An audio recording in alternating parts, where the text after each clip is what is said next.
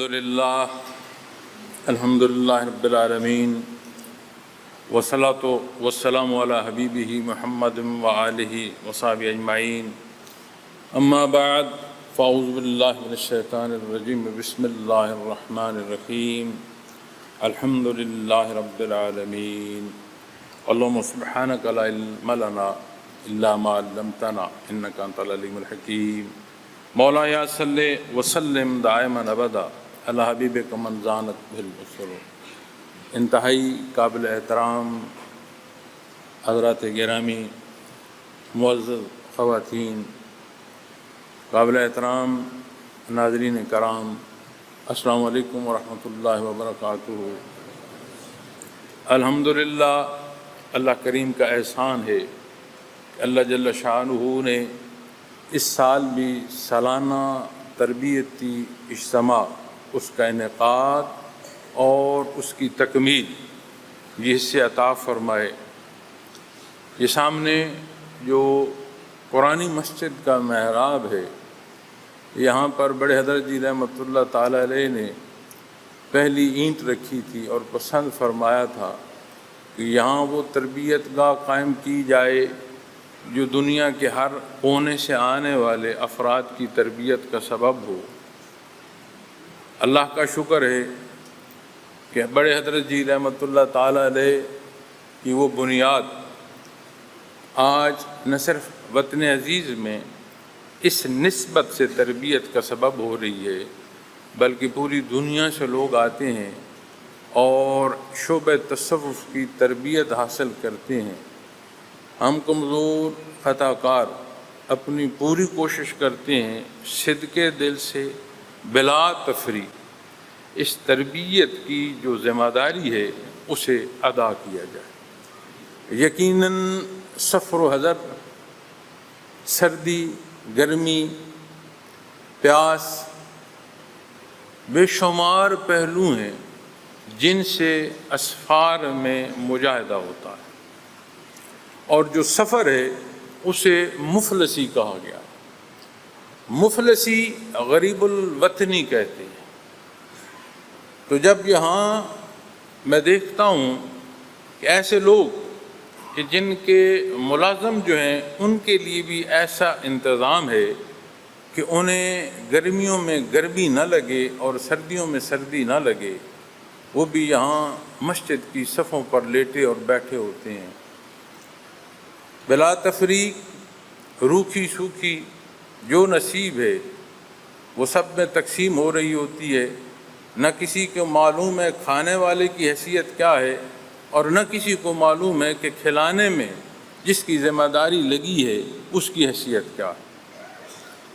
حضرت رحمۃ اللہ تعالیٰ علیہ سے ایک دفعہ میں نے عرض کیا تھا، میں نے کہا حضرت اگر آپ اجازت فرمائیں تو انتظامات میں اتنی بہتری کر دی جائے کہ بالعموم جو تکلیف کا اندیشہ ہوتا ہے وہ دور ہو جائے۔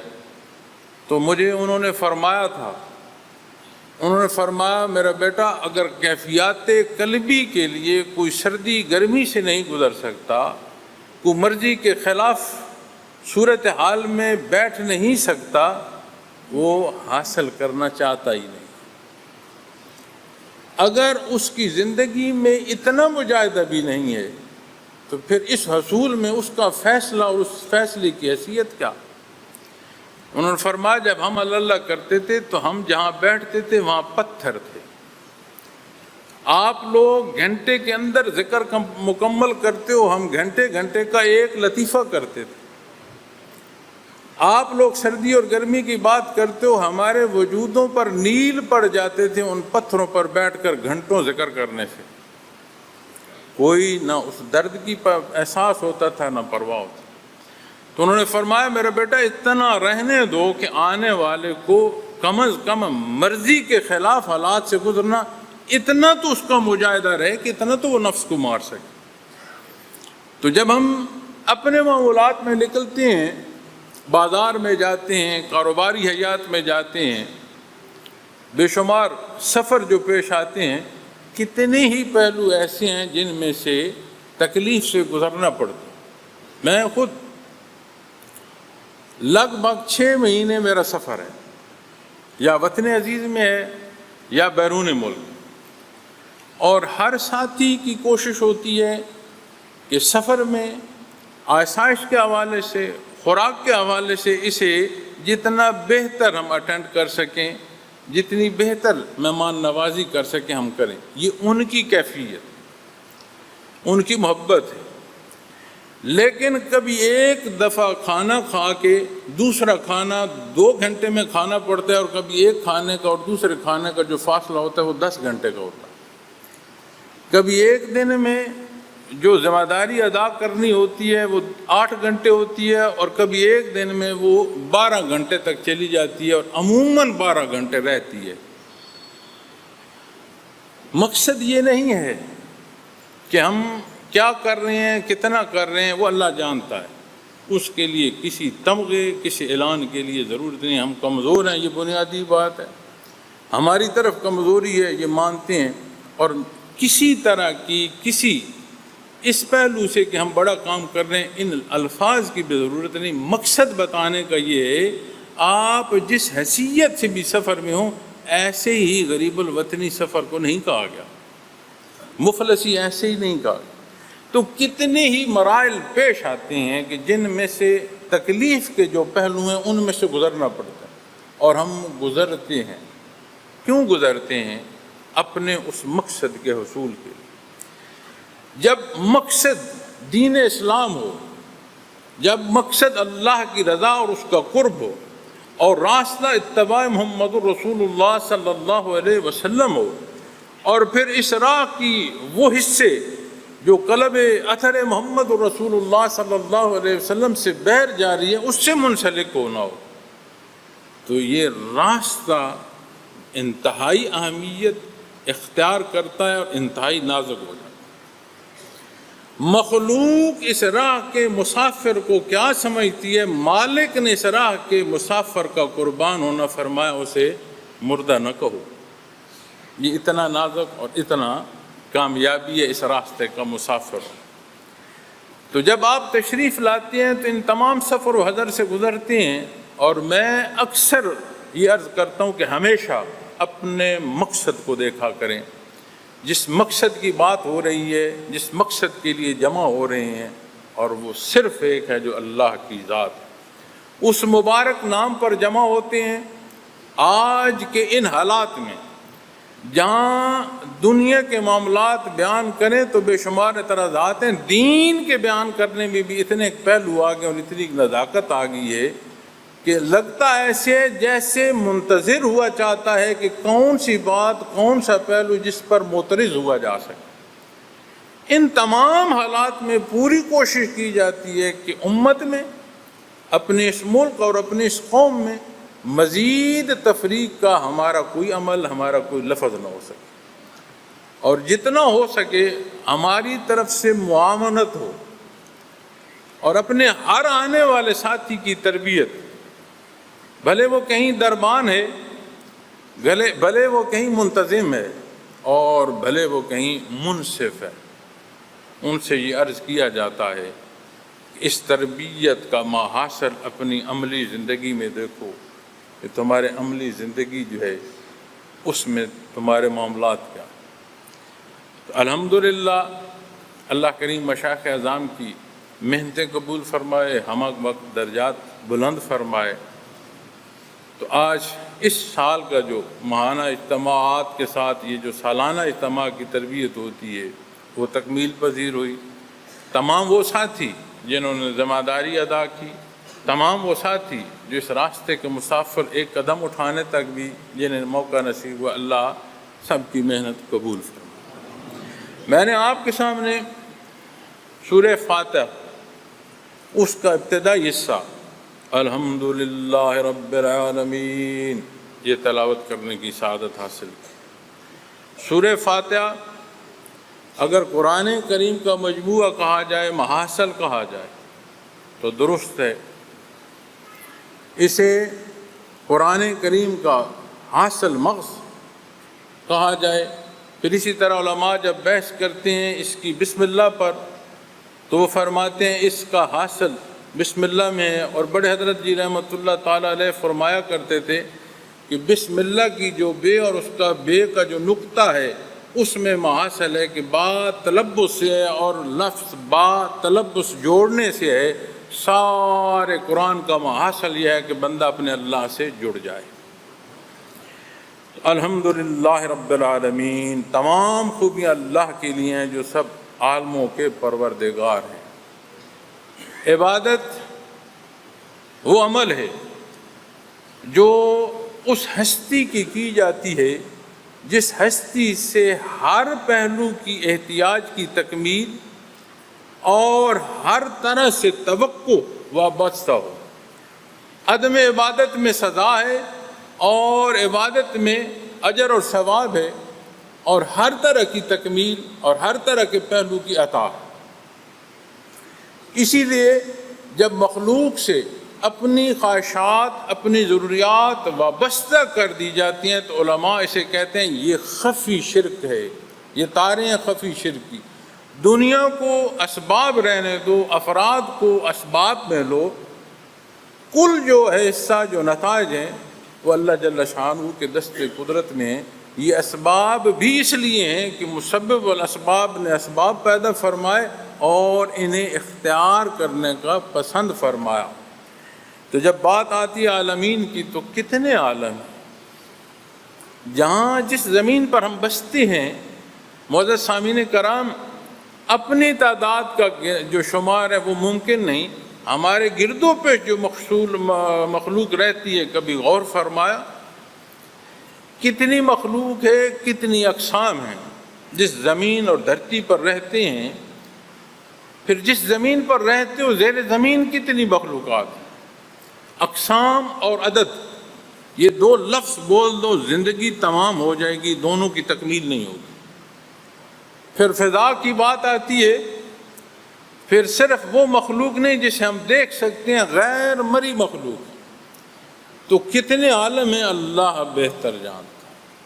ان تمام عالمین میں، ان تمام مخلوقات میں، انسانی تخلیق میں ایک اکائی جو اپنے اللہ کا شکر ادا کر رہا ہے، وہ یہ مان رہا ہے کہ جو کچھ ہے بار اللہ تیرا ہے، اور ہر طرح کی احتیاج پوری فرمانا یہ تیری ذات ہے۔ اور سورہ فاتحہ سکھاتی ہے وہ آداب جو بندگی کے ہیں کہ ابتداً اللہ جل شانہ کی جو ذات، جو صفات اور جو بزرگی ہے اس کا اقرار ہے، دوسرے حصے میں اپنی محتاجی اور اپنی احتیاج کی تکمیل ہے، اور تیسرے حصے میں اس راہ کو بیان فرمایا گیا جس راہ کو رب کائنات نے پسند فرمایا ہے۔ اور یہ وہ سورہ مبارک اور وہ آیات ہیں کہ جب یہ نازل ہوئی تو علماء کرام فرماتے ہیں کہ روایات میں ملتا ہے کہ شیطان اپنے سر میں مٹی ڈالتا تھا، چیختا تھا کہ 5 وقت اللہ کے حضور جو لوگ یہ دعا پڑھیں گے، یہ دعا مانگیں گے، ان کا میں کیا بگاڑ سکوں گا۔ پھر قرآن کریم کا پڑھنا اور قرآن کریم کا وہ حصہ جو تلاوت میں نماز کے حصوں میں نصیب ہوتا ہے، پھر وہ کیفیت جو نماز اور صبر کی، یہ سارے وہ اصول اور ضابطے ہیں جو قرآن کریم میں بیان فرمائے گئے ہیں اور جن سے ہر کوئی مستفید ہو سکتا ہے۔ بنیاد ایمان ہے۔ ایمان کے بعد صدق دل سے ضروریات دین کا سیکھنا، سمجھنا اور ان پر عمل کرنا، یہ بنیادی ذمہ داری ہے ہر ایک کی۔ اب اس ذمہ داری کی ادائیگی میں دار دنیا کے معاملات ہیں جنہیں عوارضات دنیا کہتے ہیں۔ انہی عوارضات میں تو امتحان ہے۔ اسی نیم شام میں گزرتی ہوئے وہ تعلق جو رب العالمین سے ہے، جو عالمین کا پالن ہار ہے، جو اسے بھی عطا فرما رہا ہے، جو مقابل کھڑا ہے، جو اسے بھی عطا فرما رہا ہے، جو شرک کر رہا ہے، جو اسے بھی عطا فرما رہا ہے، جو مرضیات ذاتی کو حیثیت دیتا ہے، تو اس تمام مخلوق میں جو میری ضروریات ہیں وہ پوری نہیں فرمائے گا۔ تو وہ جو شکر کی ابتدا ہے، اس شکر میں یہ راز پنہاں ہے کہ ہر شے کی نسبت اس کی طرف ہو جاتی ہے، ہر شے کا وہ مالک۔ تو جب ہر ایک کا وہ مالک ہے تو پھر جگہ جگہ سجدے جو کرنے ہیں وہ کیوں کرنے ہیں؟ تمہارا مالک نہیں، میرا مالک نہیں، اس نے پیدا نہیں فرمایا؟ رحمت باری تعالیٰ ہم اپنے معاملات زندگی میں گردانتے ہیں۔ بالعموم میں نے سنا ہے کہ ضروریات زندگی کی تکمیل، خواہشات کی تکمیل، ان حصوں کو ہم اپنی دعاؤں، اپنے معاملات میں، اللہ کی رحمت ہے، اس کے پاس بے شمار پیسہ، اس پر اللہ کی رحمت۔ لیکن جب اللہ کریم کی رحمت کی حقیقت قرآن و سنت سے دیکھو گے تو یہ رشتہ ہے جو بندگی کا اس بندے کو نصیب ہو، یہ مقصد حیات پا جاتا ہے۔ وگرنہ زندگی یہ صبح و شام، یہ حالات، یہ واقعات، یہ ہر ایک کے ساتھ منسلک ہیں۔ جسے اس نے رزق دیا، اس میں جس کے پاس رزق ہے اس کا کمال نہیں ہے، کمال رازق کا ہے، مرزوق کا نہیں ہے۔ جسے اس نے عقل دی، جسے عقل مند کہا جا رہا ہے، کمال اس کا نہیں ہے، کمال اس کا ہے جس نے اسے عقل دی۔ اسی طرح کسی پہلو سے بھی آپ دیکھتے آئیں تو یہ نشانیاں ہیں رب العالمین کی، اس کی قدرت اور اس کی قدرت کاملہ، اس کا اظہار ہے۔ تو جب شکر کی بات آتی ہے تو یہ حصہ نصیب ہو جائے معزز سامعین کرام کہ اللہ کا شکر گزار ہونا، یہ بہت بڑا اللہ کا احسان ہے، اس لیے کہ دار دنیا میں بے شمار پردے ہیں اور یہی پردے تو امتحان ہیں۔ اس لیے کہ جب ملک الموت وارد ہوتا ہے تو قرآن کریم نے فرشتوں اور جس پر موت وارد ہو رہی ہوتی ہے ان کا کلام بیان فرمایا ہے۔ اس کا مطلب ہے بے ایمان بھی فرشتوں کو دیکھ رہے گا اور کلام ہو رہا ہوگا، اور جب وہ پوچھیں گے کہ فی ما کنتم، میاں تم دنیا میں یہاں کیا کرتے رہے ہو، تو وہ جواب دے رہا ہوگا، جواب از پھر جواب آ رہا ہوگا۔ یہ آیات ہیں قرآن۔ تو اس وقت تو حقیقت وہ بھی جان لے گا جو کلی معانوں میں انکار کر رہا ہے۔ تو جو ایمان بالغیب ہے، جو یہ بنیادی حصے ہیں جو ہمارے ایمان ہے، جو کلمہ طیبہ ہے، جتنا یہ مضبوط ہوتا چلا جاتا ہے یہ یقین محکم اعمال سے ظاہر ہوتا ہے۔ اس کے لیے اعلانات کی ضرورت نہیں رہتی۔ الحمدللہ رب العالمین، ہر شے کا رخ اپنے اللہ کی طرف کرو اور اس کا شکر ادا کرو۔ ہمیں نہیں معلوم، ہم یہ سمجھتے ہیں کہ میرے پاس کچھ نہیں، جو کچھ اس نے دیا ہے ایک دفعہ اسے بیٹھ کر شمار کرنا شروع کر دو۔ جو یہ کہتا ہے میرے پاس کچھ نہیں، اس کا شمار جو ہے اس میں اس کی زبان گنگ ہو جائے گی۔ ایک آنکھ جو اس نے دی ہے، اس نعمت کو کسی نابینا سے پوچھنا۔ سماعت جو اس نے دی ہے، جسے سنائی نہیں دیتا اس سے پوچھنا۔ ذائقہ، دنیا جہان کی چیزیں بنا لو، یہ زبان، اس کے یہ جو سامنے کنارہ، اس جگہ اگر ذائقے کی جو حص ہے وہ ختم ہو جائے، کوئی معلوم نہیں رہتا میٹھا کھایا ہے یا کڑوا کھایا۔ جس کے پاس جو نہیں ہے اس سے پوچھو، سمجھ آ جائے گی کہ کیا کچھ ہے تمہارے۔ تو سب سے بنیادی حصہ جو ہمیں درس دیا گیا سورہ فاتحہ میں ابتدا میں، اور اپنے اللہ کے حضور ہم کھڑے ہو کر جو دعا کا طریقہ قرآن کریم سے کھا رہا ہے، وہ یہ ہے کہ اپنے اللہ کی جو تعریف ہے بنیادی حصوں میں کہ اس کا پالن ہار، یہ اقرار تمام عالمین کا پالن ہار ہے۔ الرحمن الرحیم، یہ دو حصے بیان فرمائے۔ ان کی قدر مشترک ہے، مترادف معنی ہیں۔ فرم بڑے مہربان، نہایت رحم کرنے والے ہیں۔ مہربانی اور رحمت ایک حصوں میں آتی ہے، مترادف حصے آتے ہیں، اور قرآن کریم کا یہ اعجاز ہے، اختصار ہے، مختصر بیان کیا جاتا ہے۔ تو یہاں دو حصوں کا بیان فرمانا، اس پر تفسیر جب مفسرین کرام کرتے ہیں، اور حضرت جی رحمۃ اللہ تعالیٰ علیہ بالخصوص اکرم التفاسیر میں بیان کرتے ہیں، وہ فرماتے ہیں کہ عربی گردان سے فعل پر لفظ کا جو ہے اس کا جائزہ لیا جاتا ہے، اور یہ جو حصہ الرحمن کا ہے اس کا وزن فاعلان پر آتا ہے، اور اس وزن پر جو لفظ آتا ہے جیسے حیران ہے، جیسے غضبان ہے، جیسے پریشان ہے، وہ فرماتے ہیں پریشانی، حیرانی، غصہ یہ وہ حصے ہیں جو دوامی نہیں ہوتے۔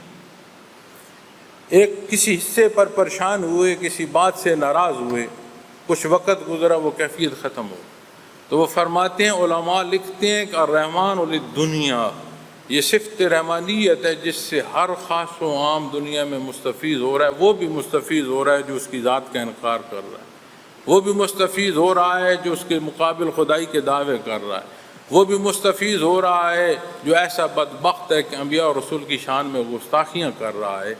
یہ صفت رحمانیت ہے اور یہ امتحان گاہ ہے اور اسے عام فرمایا. پھر دوسرا حصہ الرحیم، نہایت رحم کرنے والا. وہ فرماتے ہیں جیسے حکیم ہے. حکمت وہ وصف اور وہ صفت ہوتی ہے جو دوامی ہوتی ہے، ساتھ چلتی ہے، یہ وقتی نہیں ہوتی.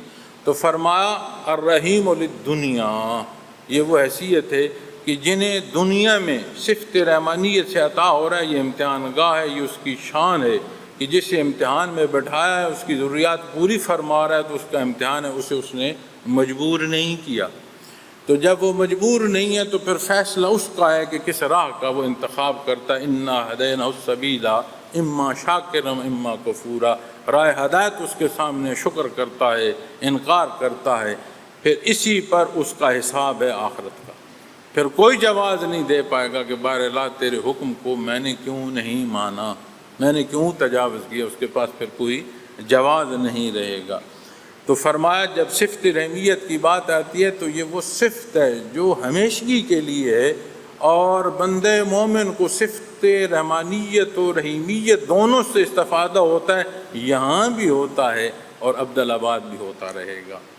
تو مانتا ہے رب کائنات کی عطا کو، جہاں شکر ادا کیا وہاں پھر ایک ایک عطا کا اقرار کر رہا ہے، یہ بھی اس کی شان کو مان رہا ہے. مالک یوم الدین، انصاف کے دن کے مالک. ایمان بالآخرہ، ایمان بالغیب میں داخل ہے. لیکن قرآن کریم نے یہاں یہ فرمایا الذین یؤمنون بالغیب، وہ لوگ جو ایمان لاتے ہیں غیب پر. اس غیب میں ذات باری تعالیٰ بھی داخل ہے، اس کی ذات بھی غیب میں سے اور آخرت بھی غیب میں سے ہمارے سامنے ہے. اس کے باوجود رب العالمین نے فرمایا وبالآخرۃ ہم یوقنون، اور وہ آخرت پر یقین رکھتے ہیں. ایمان والوں کے حصے بیان فرما رہا ہے. انسانی مزاج کو دیکھیے، آپ اپنی شاہراہیں جو ہیں ان کے دستور کو دیکھ لیں. جو نئی شاہراہ ہمارے ملک کو رابطے کا سبب بن رہی ہے، وہاں جو قانون نافذ ہے، یہ جو ہماری شاہراہیں گزر رہی ہیں ان پر بھی وہی قوانین ہیں، وہاں نافذ ہے. وہاں دیکھ لیں ایک ایک گاڑی، ایک ایک ڈرائیور اپنی لائن میں ہے، اشارے سے لائن کو وہ بدلتا ہے. اور ان سڑکوں کو دیکھ لیں کہ جہاں چوراہے میں بھی لوگ کھڑا ہونا فخر سمجھتے ہیں. وجہ اور سبب مزاج انسانی ہے. جزا و سزا کا اسے احساس ہو اس کا مزاج سیدھا ہوتا ہے، اور اگر جزا و سزا کا احساس نہ رہے تو وہ پھر خواہشات ذاتی پر عمل کرنا شروع کر دیتا ہے. اور اگر ہر کوئی خواہشات ذاتی پر عمل کرنا شروع کر دے تو انسانی معاشرے میں فساد پیدا ہو جاتا ہے. اس لیے ہر ایک کی حیثیت، ہر ایک کی استعداد ہر پہلو سے الگ ہے. ہم سارے انسان بیٹھے ہیں، مسلمان بیٹھے ہیں الحمدللہ، ہاتھ پاؤں وجودی اعضاء ایک جیسے ہیں. کیا حیثیت ایک جیسی ہے؟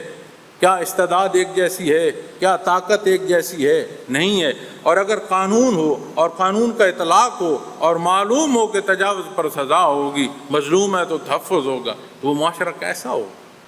تو جب یقین آخرت کا قرآن کریم نے دوبارہ ارشاد فرمایا وَبِالْآخِرَةِ هُمْ يُوقِنُونَ، صاحب ایمان کے متعلق فرمایا جب قیامت کو یاد کرو گے تو تمہارا ہاتھ، تمہاری زبان، تمہاری آنکھ تجاوز سے رکتی چلی جائے گی. اس لیے نہیں کہ لوگ کیا کہیں گے، اس لیے اللہ جانتا.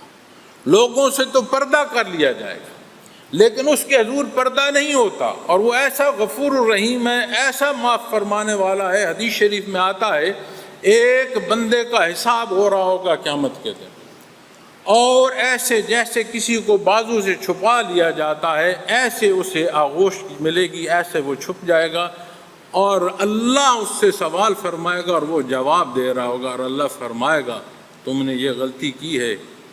عرض کرے گا بار الہ کی ہے. تم نے یہ گناہ کیا ہے؟ بار الہ میں نے یہ گناہ کیا ہے. نبی کریم صلی اللہ علیہ وسلم فرماتے ہیں اللہ فرماتا جائے گا اور وہ مانتا جائے گا، حتیٰ اس کے دل میں آئے گا اب مجھے دوزخ سے کوئی نہیں بچائے، میرے اعمال ایسی ہیں اب میں دوزخ میں جاؤں گا اور کوئی راہ نہیں. اللہ اسے فرمائے گا میں نے دنیا میں بھی تیرے پردے رکھے ہیں، آج اس محشر کے میدان میں بھی میں تیرا پردہ رکھتا ہوں، جا میں تجھے بخشتا ہوں. یہ جو ہم نیکوکار ہیں، یہ جو ہم اپنی حیثیتوں کی باتیں کرتے ہیں، اپنے ورع اور تقوی کی باتیں کرتے ہیں، مخلوق کیا جانتی ہے، کیا نہیں جانتی؟ مالک کائنات جانتا ہے، اس نے ہم تمام کے بھرم رکھے۔ تو جب بات آتی ہے مالک یوم الدین تو اس کے حضور پیش ہو، اپنے معاملات ایک لحظے کو، ابھی ایک لحظے کو بیٹھے سوچ لیں، مجھے معلوم ہے کہاں کہاں تجاوز ہے، مجھے معلوم ہے میں نے کہاں کہاں حکم عدولی کی ہے، اگر مجھے معلوم ہے تو کیا آپ کو نہیں معلوم؟ ایک لحظے کو اپنے اعمال دیکھیں، اور جب موت طاری ہوتی ہے نا معزز سامعین کرام، اس وقت علماء لکھتے ہیں کہ ایک ایسی کیفیت سے گزرنا پڑتا ہے جس میں ساری زندگی کے مراحل آنکھوں سے گزرتے ہیں۔ اب مجھے بتائیں، ملک الموت ہو، گرفت ہو، اور زندگی کے مراحل گزر رہے ہوں، اور زندگی ہم جیسے خطا کاروں کی، کیا حال ہوگا اس میں؟ تو یہ موقع ہے معافی مانگ لی جائے۔ نبی کریم صلی اللہ علیہ وسلم فرماتے ہیں زمینوں آسمان کی وسعتیں گناہوں سے بھر جائیں، اللہ کی رحمت وسیع ہے۔ صدق کے دل سے معافی مانگی جائے، وہ معاف بھی فرماتا ہے، اجر اور ثواب بھی عطا فرماتا ہے۔ حدیث شریف میں آتا ہے پوری زندگی کی کوئی ایک تسبیح اسے شرف قبولیت نصیب ہو جائے، وہ معافی کو کافی۔ ہمارا رجوع درست نہیں ہوتا، ہم سجدے تجارت میں کرتے ہیں، ہم ختم قرآن ضروریات کے افزانے میں کرتے ہیں، ہم حج کے سفر اور اس فرض کی ادائیگی کو اپنی شان میں کرتے ہیں، پڑھتے درود شریف ہیں جو تسبیحوں کی بھی سردار ہے، اور معاملات زندگی میں اس سے حصول دیکھتے ہیں۔ تو سودوں کی تو یہ جگہ نہیں، وہ رازق ہے، ہم مرزوق ہیں، وہ خالق اور مالک ہے، ہم مخلوق ہیں۔ کبھی مالک اور مخلوق کے سودے سنے؟ اس رشتے کا اطلاق بالعموم جو خلق کا خلق سے اس پر ہو نہیں سکتا۔ قرآن سکھا رہا ہے کہ اس کے حضور تم نے پیش ہونا ہے، ہر طرح کا معاملہ پیش ہوگا، ہر بات پیش ہوگی، جن باتوں میں تم معترض ہو ان کا انصاف کر دیا جائے گا۔ اللہ معاف فرمائے۔ اور پھر تیسرا حصہ جو ہے، پہلے حصے میں اس کی شان بیان فرمائی، اس کی حضوری بیان فرمائی، دوسرے حصے میں آ کر فرما ایاک نعبد و ایاک نستعین، ہم آپ ہی کی عبادت کرتے ہیں اور آپ ہی کی مدد چاہتے ہیں۔ اپنی عبادت، اپنی محتاجی، اپنی جو ضرورت ہے اب وہ عرض کر رہا ہے۔ یہ سورہ فاتح ہمیں سکھا رہی ہے کہ اپنے اللہ سے دعا کیسے مانگیں، اور ایسا غفور الرحیم ہے، دینا اس نے ہے، عطا اس نے فرما رہا ہے ایسے ایسے عرض کرو تمہیں اور زیادہ عطا فرما دو۔ ایسا غفور الرحیم ہے، بہانوں سے عطا فرماتا ہے۔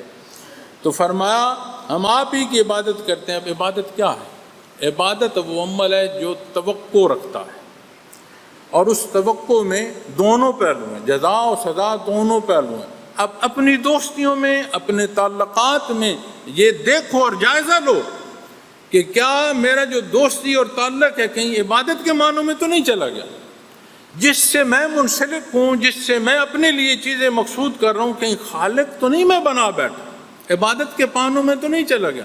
ہاں، سبب ہے، ایثار ہے، احترام ہے، شفقت ہے۔ یہ تو وہ درس ہیں جو انسانی معاشرے کی معراج ہے، جو اسلام درس دیتا ہے، جو سنت خیر الانام سے ہم اپنے لیے نشستیں مقرر کرتے ہیں۔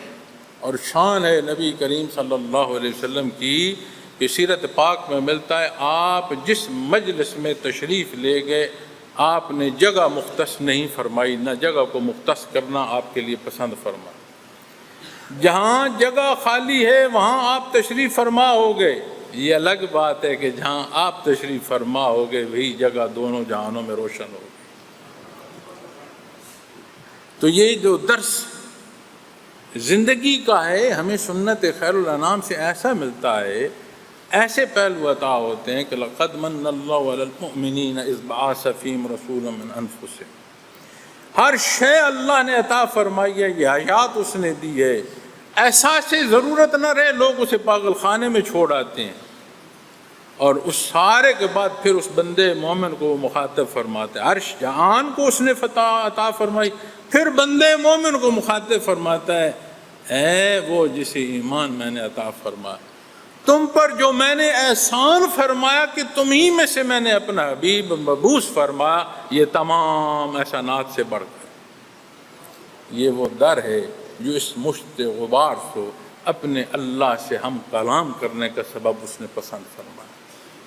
یہ اس مشت غبار کو معلوم ہے میرا اللہ، میرے اللہ کی صفات، میرے اللہ کی پسند، میرے اللہ کی ناپسند، اس کی تخلیق، اس کے حضور حاضری، اس کا دیدار، اس کی رحمت کہاں سے جانا؟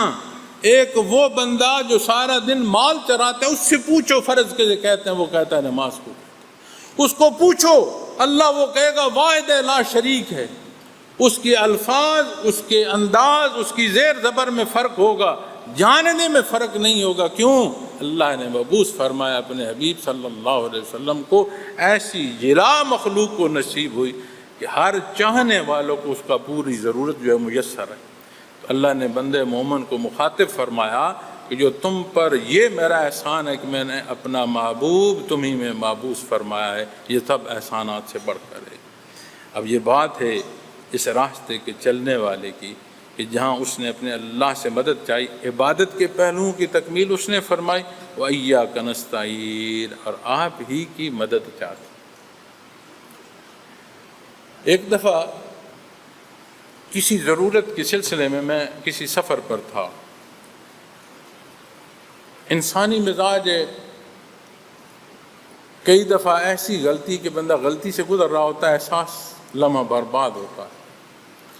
تو میں نے کسی سے کوئی بات کہی کسی ضرورت کے حوالے سے، دنیاوی معاملات، اسی سفر میں پھر میں آگے اپنے جو بڑے حضرت جی رحمۃ اللہ تعالیٰ علیہ ان کے مزار سے گزر رہا تھا، تو میں عادت ہے میری مشائخ اعظام کے پاس سے گزرتے ہوئے سلام عرض کر کے گزرنا۔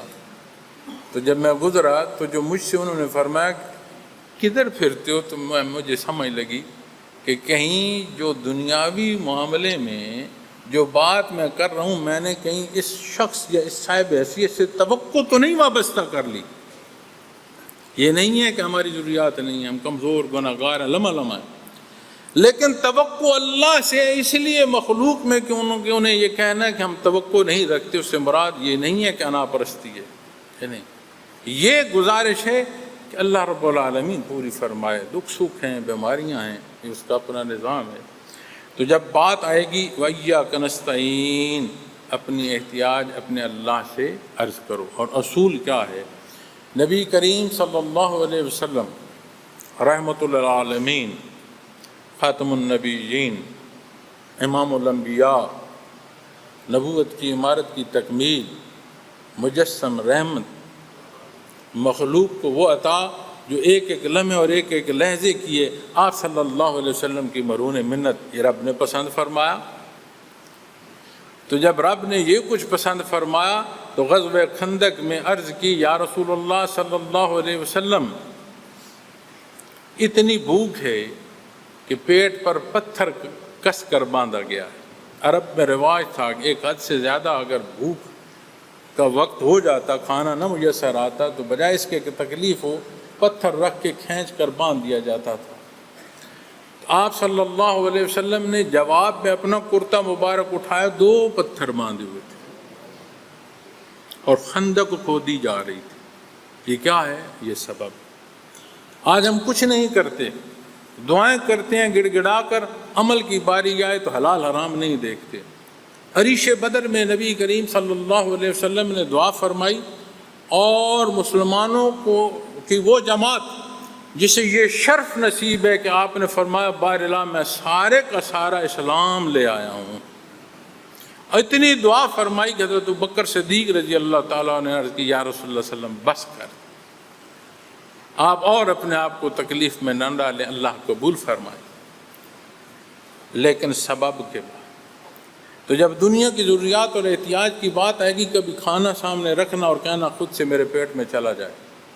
سبب اختیار کرو، رازق وہ ہے، وہ عطا فرماتا ہے، اپنے حصے سے زیادہ کھا نہ سکو گے اور اپنے حصے سے زیادہ چھوڑو گے نہیں۔ ہمارا عزیز فوت ہوا، ابا جی خود سناتے تھے، حضرت جی وہ فرماتے ہیں میں اس کے سرانے بیٹھا تھا، تو جب آخری سانسیں اس کو آ رہی تھیں، ایسا ایمان والا بندہ تھا، وہ فرماتے ہیں کہ بیٹی نے چمچ سے اس کے منہ میں پانی ڈالا، اسے ہچکی آئی، پانی نکل گیا، اس نے کہا میرا بیٹا میں اپنے حصے کا کھا پی چکا ہوں، خود بھی کلمہ پڑھو اور مجھے بھی کلمہ پڑھنا۔ یہ نہیں ہو سکتا کہ گھونٹ پانی یا نوالا اپنے حصے سے کوئی زائد کھا جائے، یہ بھی نہیں ہو سکتا کہ اپنا حصہ کوئی چھوڑ کر چلا جائے۔ تو وہ بنیاد جو ایمان اس سے سمجھائے کہ ہم محتاج ہیں، ضرورت اللہ نے پوری فرمانی ہے، ہمارے ذمہ جدوجہد ہے، ہمارے ذمہ سبب کا کرنا ہے۔ پھر کیا ہوتا ہے، یہ مالک کی مرضی، کسی کو امارت میں امتحان ہے، کسی کا مفلسی میں امتحان ہے، کسی کا طاقت میں امتحان ہے، اور کسی کا کمزوری میں امتحان ہے۔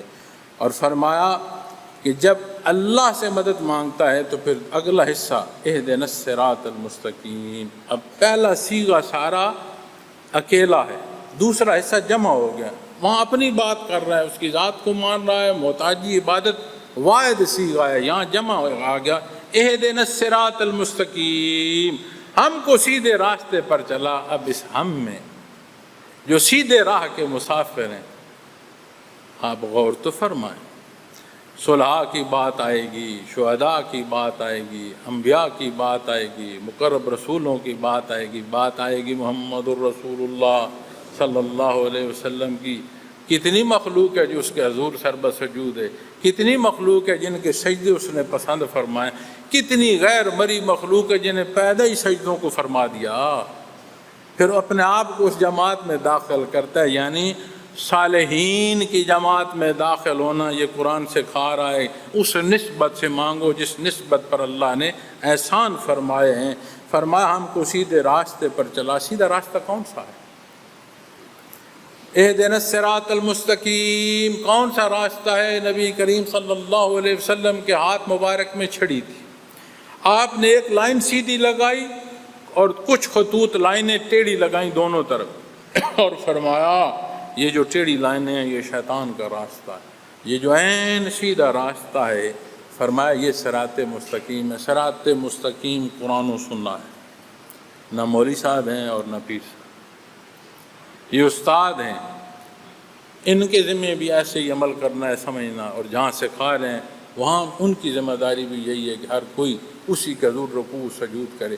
تو سیدھا راستہ قرآن و سننا ہے، اور قرآن کریم کو رب کائنات نے حفاظت عطا فرمائی ہے، اور جب حفاظت کی بات آتی ہے تو اس کی حدود و قیود، اس کے معنی، اس کی تفسیر، ہر پہلو محفوظ ہوگی تو حفاظت کے ضمن میں آئے گا۔ تو حدود و قیود کیا ہیں؟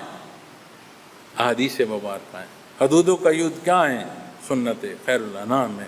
یہ شان ہے نبی کریم صلی اللہ علیہ وسلم کی کہ آپ نے کلام ذاتی کی حدود و قیود سے مخلوق کو آگاہ فرمایا، نہ صرف آگاہ فرمایا، عملی نمونہ عطا فرمایا، اپنے روبرو تربیت فرمائی، تصحیح فرمائی، اور ہمارے سامنے وہ حصے موجود ہیں۔ اور یاد رکھنا، حفاظت قرآن کریم میں وہ جماعت بھی داخل ہوگی جو انہی معنوں کو سمجھے جو اللہ کے حبیب نے سمجھائے ہیں، اور انہی معنوں پر عمل کرتے ہوئے زندگی بسر کرے۔ یہ حفاظت قرآن کے معنوں میں یہ بات آتی ہے۔ اہدنا الصراط المستقیم صراط الذین انعمت علیہم، ان لوگوں کے راستے پر جن پر آپ نے انعام کیا، غیر المغضوب علیہم ولا الضالین، سوائے ان لوگوں کی راہ کے جن پر آپ نے غضب کیا اور انہیں گمراہ کیا۔ آمین۔ جن پر غضب ہوا، جو مقابل آ گئے، اتنی غلطی اور خطا میں گئے کہ مقابل آ گئے، اور سادہ الفاظ میں اگر ظالین کہوں تو وہ خطا گناہ آمیز غلطیوں کی، جو حدود سے نکل گئے اور جو حدود سمجھتے ہوئے بھی خطا میں ڈوبے رہے، دونوں پہلو، ہر طرح کی خطا اور ہر طرح کی غلطی اور ہر طرح کا جو کفر ہے وہ سارا اس حصے میں داخل ہو جاتا ہے۔ اور اللہ جل شانہ سے کس جماعت کو مانگ رہا ہے؟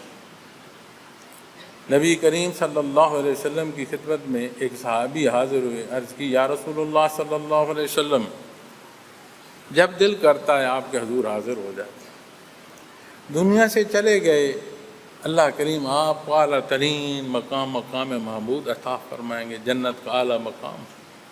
ہم کمزور لوگ ہیں، حساب کتاب سے گزر کر اللہ نے مہربانی فرمائی، جنت میں بھی داخل ہوئے، کہاں ہم ہوں گے؟ ہاں آپ ہوں گے، یعنی وہ جنت پر بھی مطمئن نہیں، کیوں کہ اسے وہ معیت محمد رسول اللہ صلی اللہ علیہ وسلم اللہ کی اتنی عطا ہے، وہ فرما رہے ہیں وہاں کیسے ممکن؟ آپ صلی اللہ علیہ وسلم نے جواب نہیں دیا، قرآن کریم کی آیت نے اسے جواب دیا کہ اس راہ کا اختیار کرنا جو اللہ اور اس کے حبیب کی ہے، رب کائنات انہیں صالحین، شہداء، صدیقین اور انبیاء کا ساتھ دے گا قیامت کے دن۔ یہ آیہ کریمہ کی شان نزول ہے۔ ایک صحابی رسول تڑپ پیش کر رہے ہیں، یا رسول اللہ صلی اللہ علیہ وسلم، اس جنت کو ہم کیا کریں گے جہاں آپ کے حضور حاضر نہیں ہو سکتے؟ تو اس راہ کا مسافر ہونا اللہ کریم توفیق دے۔ یہ وہ آیات ہیں کہ اگر مجھے آپ کہیں سارا دن ان پر دوبارہ شروع کر دو بولنا، میں دوبارہ شروع کر دوں گا نئے انداز سے۔ قرآن کریم نزول میں اختصار ہے، معنی میں اتنا مفصل ہے، لاکھوں تفاسیر ہو گئی ہیں۔ حضرت جی رحمۃ اللہ تعالیٰ علیہ نے 3 تفاسیر تو حضرت رحمۃ اللہ علیہ نے کی ہیں، کبھی دیکھنا کتنے لوگ ہیں جنہوں نے قرآن کریم کی 3 دفعہ تفسیر کی ہے۔ فرماتے ہیں قرآن کریم کی کسی ایک آیہ کریمہ کی سمجھ آ جائے دنیا اور آخرت میں وہ کافی۔ اب مجھے بتائیں، چند پہلو میں نے عرض کیے ہیں، الحمدللہ رب العالمین، مجھے بتائیں کیا یہ سمجھ مستغنی نہ کر دے؟ کیا یہ سمجھ خالص نہ کر دے اتباع محمد رسول اللہ صلی اللہ علیہ وسلم سے؟ کیا یہ سمجھ اللہ وحدہ لا شریک سے بندگی کا وہ تعلق نہ پیدا کر دے جو مقصد حیات ہے؟ اللہ رب العالمین ہمیں دین کی سمجھ عطا فرمائے، توفیق عطا فرمائے۔ اور اپنے بیان کے آخر میں یہ ضرور عرض کروں گا کہ دنیا، زندگی، معاشرہ، یہ جو کچھ میں نے تفصیل عرض کی ہے، اس کی نسبت بھی دیکھتے آئیں، اپنے معاشرے میں ایک مثبت کردار اپنا گزاریں۔ میں نے عرض کیا تھا مرکز آتے ہیں، اسے اپنا گھر جانے خانہ خدا ہے۔ اس سفر کا مبارک ہونا کیوں؟ یہ وہ سفر ہے جو اللہ اور اس کے حبیب کے نام پر ہے، جو دین اسلام کے نام پر ہے۔ اپنے گھروں کو لوٹتے ہو تو سب سے بنیادی ذمہ داری ذات ہے، اپنا تحت ہے، اپنے اولاد ہے، اہل خانہ ہے، اپنا خاندان۔ ہم سارے جہان کو تبلیغ کرتے پھریں، اپنے بچوں کو درد آشنا نہ کریں، ہم نے کیا کیا؟ اپنی ذمہ داری کی ادائیگی میں جاتے ہو، ملازمت ہے، ایمانداری سے کرو، کاروبار ہے، حق سے کرو، حلال حرام کا خیال کرو، الفاظ کا چناؤ کرو، اپنے اس ملک اور قوم کے لیے اپنے اندر وہ درد تلاش کرو جو آج ہمارے اس وقت کی ضرورت ہے اور ہمارے زخموں کا علاج ہے۔ ہمیں اندازہ نہیں ہے کہ اس وطن عزیز کے دشمن کتنے ہیں اور کن کن پہلوؤں سے وہ دشمنی کرتے ہیں۔ اپنا لفظ ادا کرتے ہوئے خیال کرو، کوئی لفظ ایسا منہ سے نہ بولو کہ جس سے انتشار پیدا ہو۔ اپنا انداز اور اپنا کردار ایسا ادا کرو ہو سکے بھلائی ہو، کسی بلائی یا کسی تلخی کا ہم حصہ نہ بنتے چلے جائیں۔ اللہ رب العالمین تمام ساتھیوں کا آنا قبول فرمائے، ایک ایک ساتھ قبول فرمائے جو آپ تشریف لائے ہیں اور جنہوں نے خدمت پر ذمہ داری ادا کی ہے، اللہ کریم انہیں حفاظت فرمائے، ان کی یہ ذمہ داریاں قبول فرمائے۔ مجھ خطا کار کی کوئی غلطی، کوئی کمی بیشی اللہ مجھے معاف فرمائے، ہم تمام کو استقامت فی الدین عطا فرمائے۔ اور دعا گو ہوں اللہ کریم آپ تمام کا سفر بخیر فرمائیں، عافیت سے اپنے اہل خانہ میں جائیں۔ اللہ جل شانہ ہم تمام کو اپنی حفاظت عطا فرمائے، ایمان کی زندگی عطا فرمائے تا دم واپسی بحالت ایمان نصیب ہو۔ وآخر دعوانا الحمدللہ رب العالمین۔ آخری حصے میں جو دعا ہے، اس دعا میں میں یہ چاہتا ہوں کہ جو سالکین بیٹھے ہیں صرف چند لمحے اپنے قلب پر خیال کر لیں، اس کے ساتھ دعا کر لیں گے، اور وہ ساتھی یا دوست یا محترم جو تشریف لائے ہیں ساتھی اپنا خیال رکھیں۔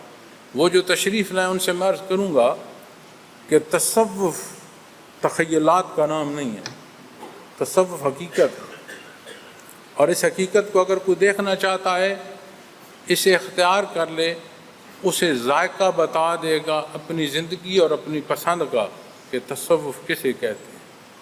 کیفیات محمد رسول اللہ صلی اللہ علیہ وسلم سے زندگی کی چاشنی محسوس ہوگی۔ پہلا سبق سادے الفاظ میں عرض کر دیتا ہوں۔ اللہ کے نام کی تسبیح ہے، خیال کیا جائے کہ جب سانس اندر آئے تو لفظ اللہ سانس کے ساتھ دل میں آئے اور دل کی گہرائی میں اترتا جائے۔ سانس خارج ہو تو خیال کیا جائے لفظ ہو واپس دل پر باہر سے ضرب کرے۔ متوجہ اللہ بیٹھیں، بیت اللہ کا رخ ہو بہت اعلیٰ، تسبیحات کریں بہت اعلیٰ، متوجہ ہو کر تھوڑا تیز سانس چھوٹی سانس سے کریں تو بہت اعلیٰ، وگرنہ کہیں کسی خیال میں بھی آپ تھوڑا اپنے دل کی طرف متوجہ ہو کر خیال فرمائیں سانس آئے اندر اللہ، سانس باہر آئے لفظ ہو، اندر سانس آئے تو دل کی گہرائی میں مائے، باہر سانس آئے تو دل پر ہو کی چوٹ لگے اللہ ہو۔ مجھے پوری دنیا میں آسٹریلیا سے ویسٹ کوسٹ امریکہ تک سفر کا موقع ملا، ایک بندہ میں نے نہیں دیکھا جو اس انداز کو اختیار کر کے یہ کہے کہ ہاں اس سے ہوتا کچھ نہیں۔ لیکن امتحان لینا اور اللہ کی محبت اور نبی کے وسلم کی محبت میں اس راہ کا اختیار کرنا یہ بڑے فاصلے، اللہ توفیق دے۔ الحمدللہ رب العالمین والصلاة والسلام علی حبیبہ محمد وآلہ وصحبہ اجمعین۔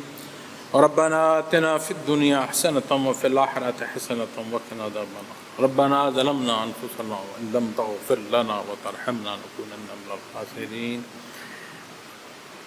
اللہم انک عفو کریم تحب العفو فاعف عنا۔ یا مقلب القلوب ثبت قلوبنا علی دینک۔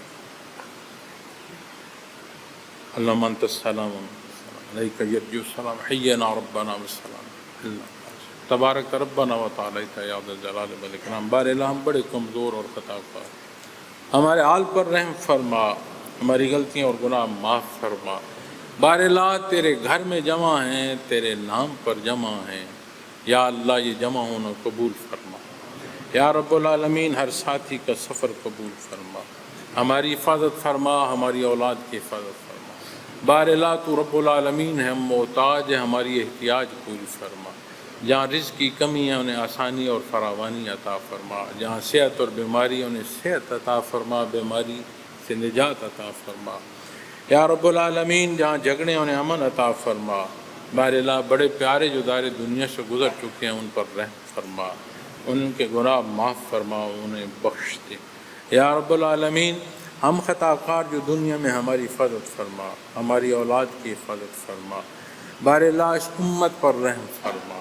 یا رب العالمین اس وطن عزیز پر رحم فرما، اسے حفاظت عطا فرما۔ یا رب العالمین اس قوم کو اتفاق عطا فرما۔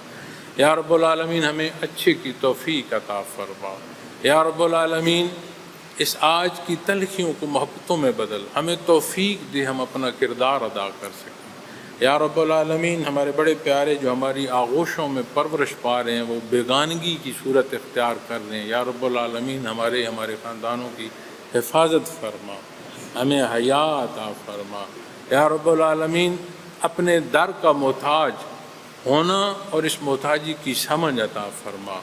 یا رب العالمین اسباب کی دنیا میں اسباب تک اور تیری ذات پر توکل جو ہے بار الہ یہ حصے عطا فرما۔ یا رب العالمین تو غفور الرحیم ہے، ہمیں نہیں معلوم ناگانی حصوں کا۔ یا رب العالمین ہمیں نہیں معلوم آنے والے لمحات کا، ہر طرح سے خیر عطا فرما۔ یا رب العالمین عافیت عطا فرما۔ یا رب العالمین دنیا سے جانا ہے حق، جانا بحالت ایمان عطا فرما۔ یا رب العالمین حیات برزخیہ سہل اور آسان عطا فرما۔ یا رب العالمین روز معاشر شفاعت محمد رسول اللہ صلی اللہ علیہ وسلم سے سرفراز فرما۔ اللہم لا تقتلنا بغضبک ولا تہلکنا بعذابک واعف عنا قبل ذلک۔ اللہم لا تسلط علینا من لا یرحمنا انت ولینا فی سفرنا وحضرنا وفی مالنا واہلنا انت ولینا فی الدنیا والآخرہ۔ توفنا مسلمین والحقنا بالصالحین۔ وصلی اللہ تعالی علی خیر خلقہ وصحبہ اجمعین برحمتک یا ارحم